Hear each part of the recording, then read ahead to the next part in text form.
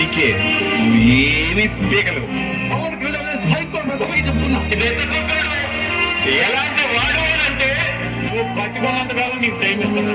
నువ్వు జగన్మోహన్ రెడ్డి గారిని రాష్ట్రంలో నువ్వు మాజీ ముఖ్యమంత్రిగా చేయగలిగితే అన్ని మాటలు మాట్లాడినా నిశ్శబ్దంగా ఉన్నాడు ఇట్లాగా. అతను నిశ్శబ్దం జాగ్రత్తలు పోకండి.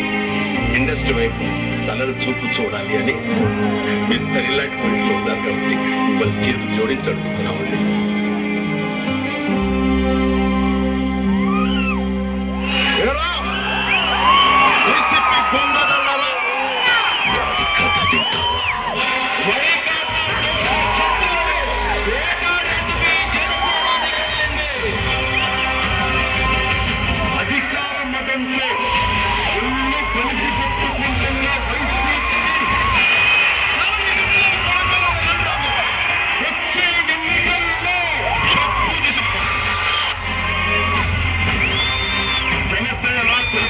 కలిపి పోటీ చూడిపోతాయి. ఇప్పుడు మొదలవుతుంది. ఈ రోజు నుంచి నీ పతనం మొదలైంది.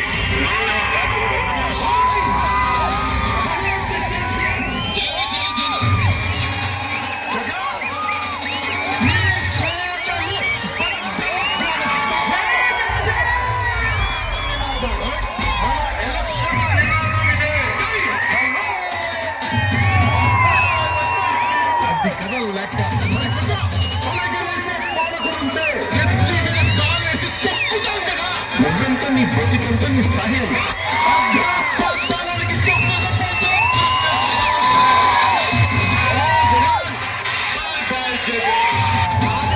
అధికారం మారింది. వై నాట్ 175 అంటూ తలెగరేసిన జగన్నాథుడి కొమ్ములు విరిచేశారు. చేర్చడంలో మానవున్నా పవన్ కళ్యాణ్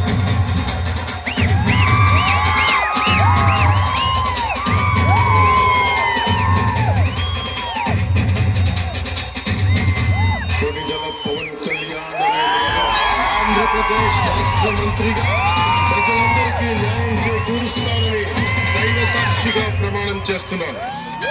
ఈ పవన్ ని అలాంటి మళ్ళీ వస్తున్నాడు అంటే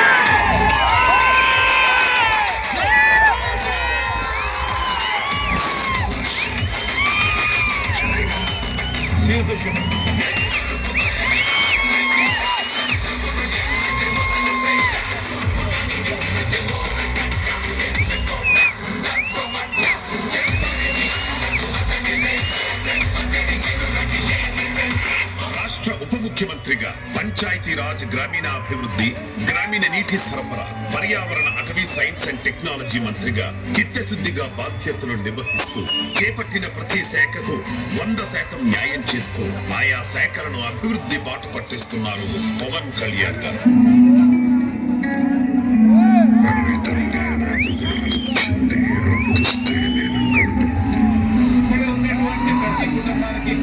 ఈ వర్షాకాలంలో చెల్లించి వాళ్ళు రక్షించాలి కావలసినటువంటి మంచి రంగులు, చాలా మంచి క్వాలిటీ రంగులు ప్రతి వాళ్ళకి కూడా అందించండి అని చెప్పేసి అందరికీ సహాయం చేయడానికి ఇక్కడ పంపించారు.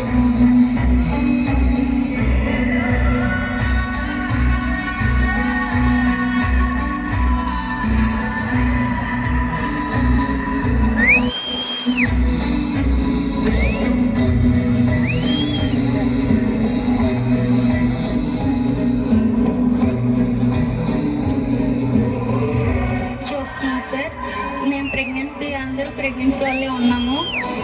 మీరు రోడ్ వేయడం వలన మాకు సేఫ్టీ అయింది. ముందైతే మేము అలాగా అంటే కాడేసి మోసుకొని వెళ్ళేవాళ్ళు. ఇప్పుడు మీరు రోడ్డు ఎక్కించినందుకు మాకు కొంచెం హెల్ప్ అయింది. పవన్ కళ్యాణ్ గారికి చాలా థ్యాంక్స్, ధన్యవాదములు సార్.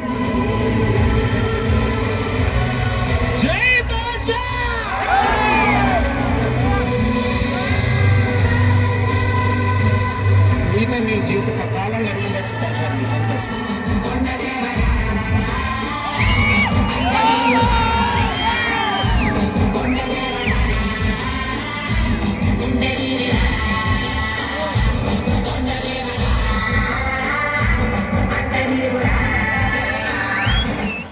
సార్ డిప్యూటీ సీఎంగా ఛార్జ్ తీసుకున్న తర్వాత ఆయన చెప్పిన ఫస్ట్ ఇన్స్ట్రక్షన్ మాకు ఇలా నాకు వచ్చే జీతాన్ని నా పిఠాపురంలో ఈ పిల్లలకి ఇద్దాం అనుకుంటున్నాను అని చెప్పేసి